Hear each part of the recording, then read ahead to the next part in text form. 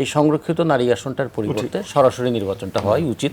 আমাদের নারী সংগঠনগুলোরও কিন্তু এটাই চাওয়া ছিল যে আর কত আমরা ইয়ে করব।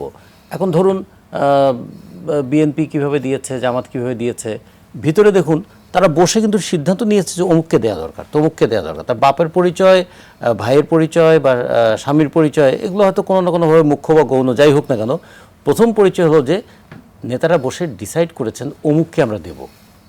তো ফলে এই ভেরি প্রসেসটাই হচ্ছে আমরা মনে করি যে এটা আস্তে আস্তে একটু চেঞ্জ হওয়া উচিত। এবং আমাদের প্রস্তাবটাও এটা ছিল সংরক্ষিত, হ্যাঁ নারীদের জন্য আসন সংরক্ষণ থাকা উচিত। যদিও আমাদের এখানে একটা বড় আন্দোলন হয়েছিল যে এই কোটার বিরুদ্ধে, কিন্তু আমরা মনে করি যে কোনো কোনো ক্ষেত্রে যাদেরকে পিছিয়ে রাখা হয়েছে তাদেরকে এগিয়ে নিয়ে আসার একটা সামাজিক দায় আছে। এটা শুধু কোটা নয়, এটা হচ্ছে সামাজিক দায়িত্ব পালন করা।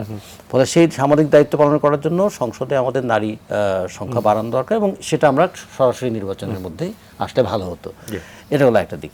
আর একটা বিষয় হচ্ছে যে রাজনীতিটা কি হবে, যুক্তির হবে তো, রাজনীতিটা তো হবে সংস্কৃতিরও।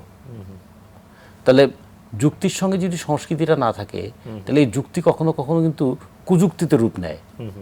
তা আমরা চাইবো যে পার্লামেন্টটা এইভাবে কাজ করুক, যাতে পার্লামেন্টে একটা যৌক্তিক আলোচনা হোক, দেশের অর্থনীতি, যেটা আসলে দিন শেষে মানুষ শেখারও সুযোগ পায়, মানুষ শিখবে।